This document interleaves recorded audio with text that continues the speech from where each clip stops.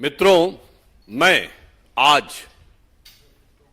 भारत की राजनीति के सबसे विचित्र, विडंबनापूर्ण और लोमहर्षक बयानों में से एक, one of the very astounding, revealing and shocking statements of Indian politics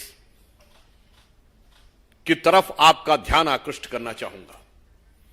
आज तक आपने सिर्फ यह सुना होगा कि पाकिस्तान के कुछ नेता और कुछ सिरफिरे नेता कभी कभार यह बयान देते थे कि पाकिस्तान के पास एटम बम है, और कभी कुछ सिरफिरे कट्टरपंथी मजहबी नेता या मौलवी यह बयान देते थे कि पाकिस्तान के पास एटम बम है।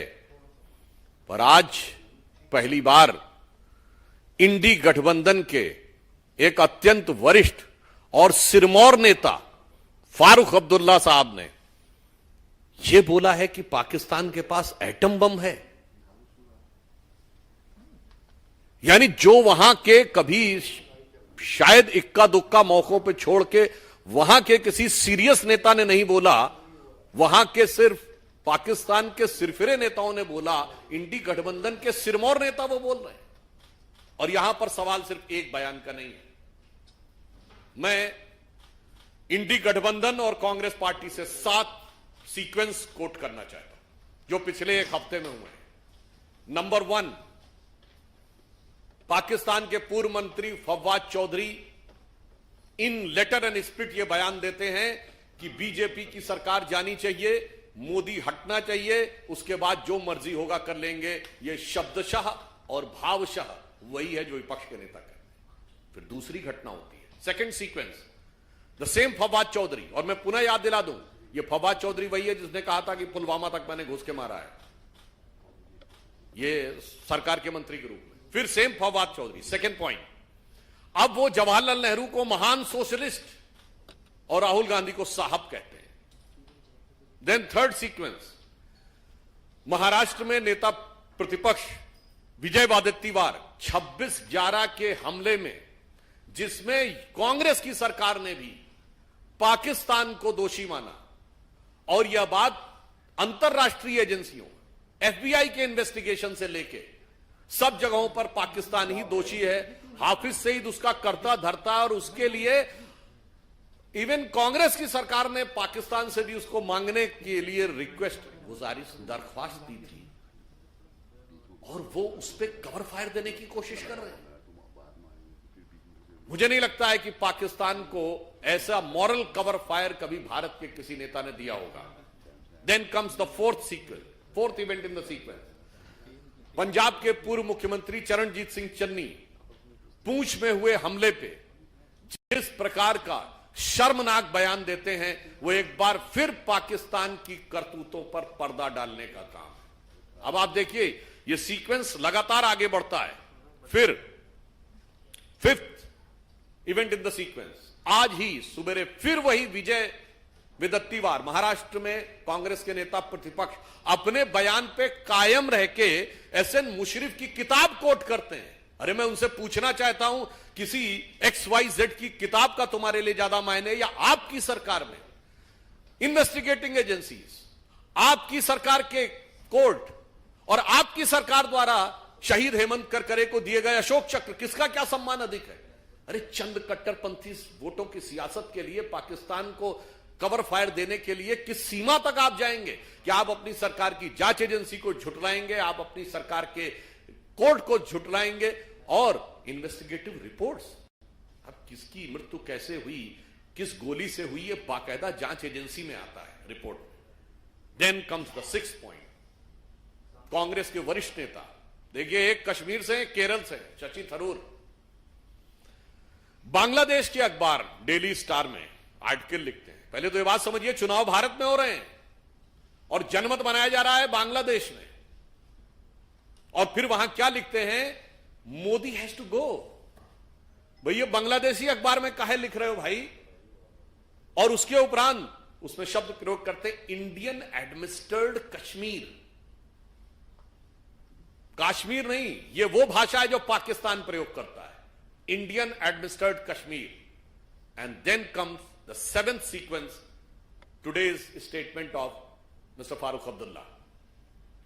क्या ये 7 सीक्वेंस, मैं कांग्रेस पार्टी से पूछना चाहता हूं कि ये 7 दिनों के 7 वचन क्या साफ साफ नहीं दर्शा रहे हैं कि अगर माननीय प्रधानमंत्री जी ने कहा था कि कांग्रेस के मैनिफेस्टो पर मुस्लिम लीग की छाप है, तो अब मैं पूरी जिम्मेदारी से कह सकता हूं इंडी गठबंधन के नेताओं पर पाकिस्तान की छाप है, उनके बयानों पर।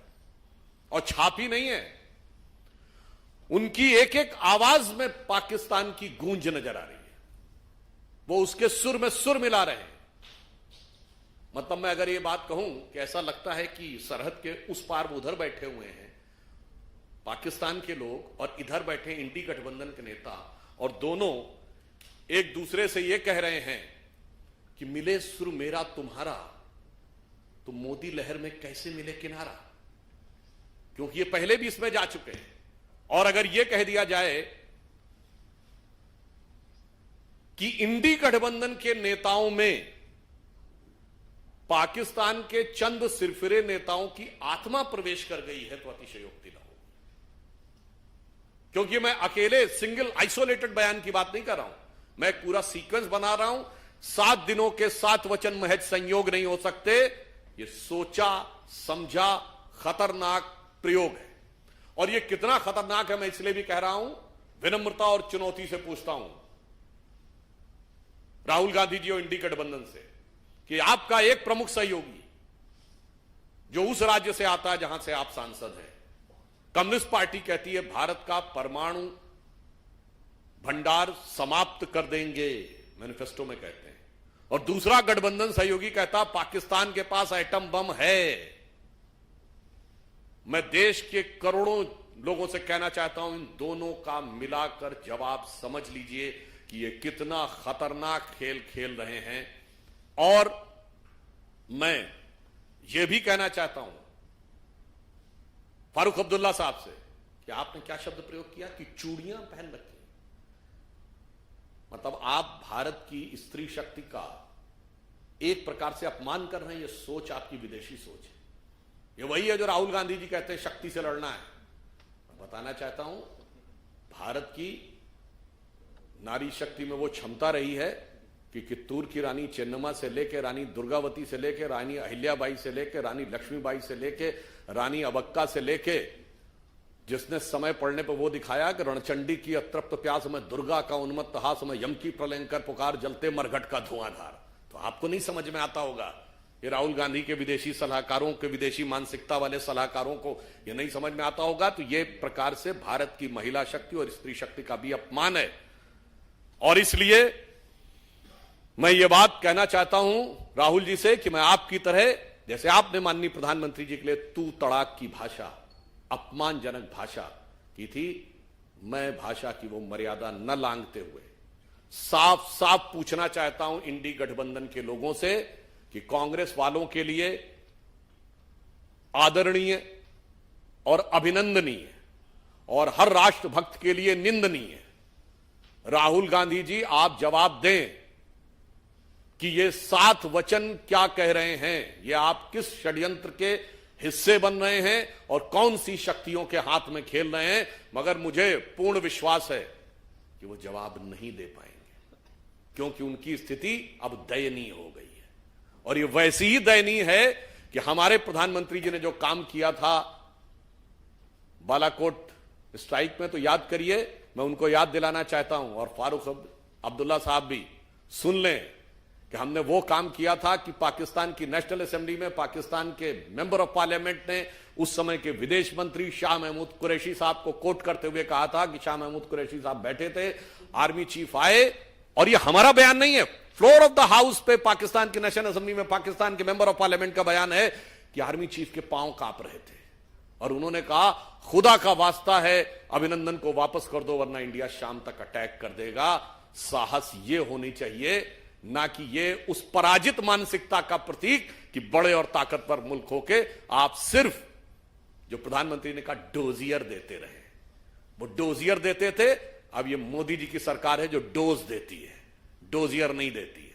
इसलिए मैं अंत में देश की जनता से कहना चाहूंगा, चुनाव होते रहेंगे, राजनीति होती रहेगी। जैसे आज प्रधानमंत्री जी ने कहा है